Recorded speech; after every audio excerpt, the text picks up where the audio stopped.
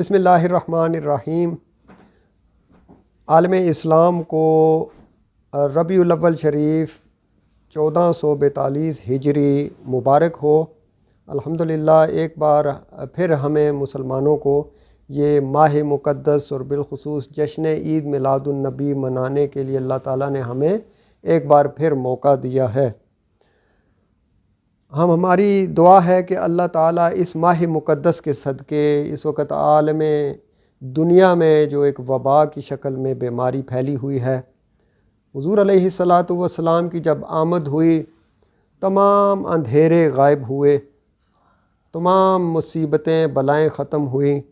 ربیع الاول شریف کی آمد سے ہم اللہ کی بارگاہ میں اللہ تعالیٰ کی بارگاہ میں التجا کرتے ہیں اور اس ماہ مقدس حضور علیہ الصلاۃ والسلام کی ولادت باسعادت کا وسیلہ پیش کرتے ہیں کہ یا رب العالمین اس دنیا سے تمام انسانوں کو اس کرونا کووڈ-19 اور اس قسم کی جتنی بھی بیماریاں ہیں انسانیت کو محفوظ فرما اور ان بیماریوں کا خاتمہ فرما، اور بالخصوص مسلمانوں کو اس سے محفوظ فرما۔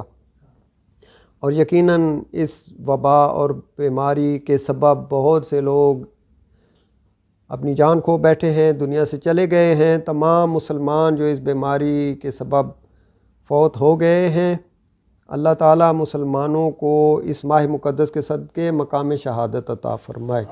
یقیناً عالم اسلام کے لیے یہ بہت بڑی خوشی کا یہ موقع ہے کہ حضور علیہ الصلاۃ والسلام دنیا میں تشریف لائے۔ اللہ تعالیٰ قرآن مجید میں ارشاد فرماتا ہے وَأَمَّا بِنِعْمَةِ رَبِّكَ فَحَدِّثْ، کہ جو اللہ تعالیٰ کی نعمتیں ہیں ان کا خوب پرچار کرو۔ تو یقیناً اس میں کوئی شک نہیں کہ ہمارے نبی پاک حضرت محمد مصطفیٰ صلی اللہ علیہ وآلہ وسلم اللہ تعالیٰ کی سب سے بڑی نعمت ہے۔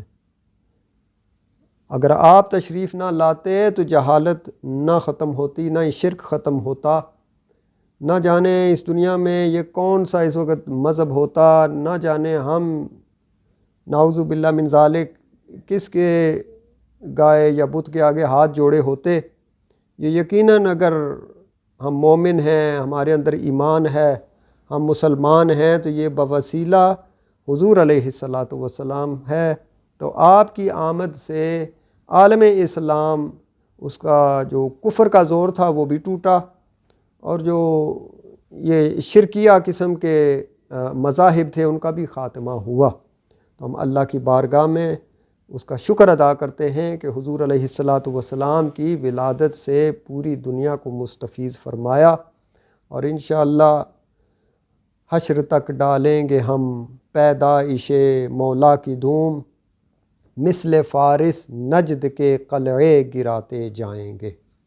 وما علینا الا البلاغ المبین۔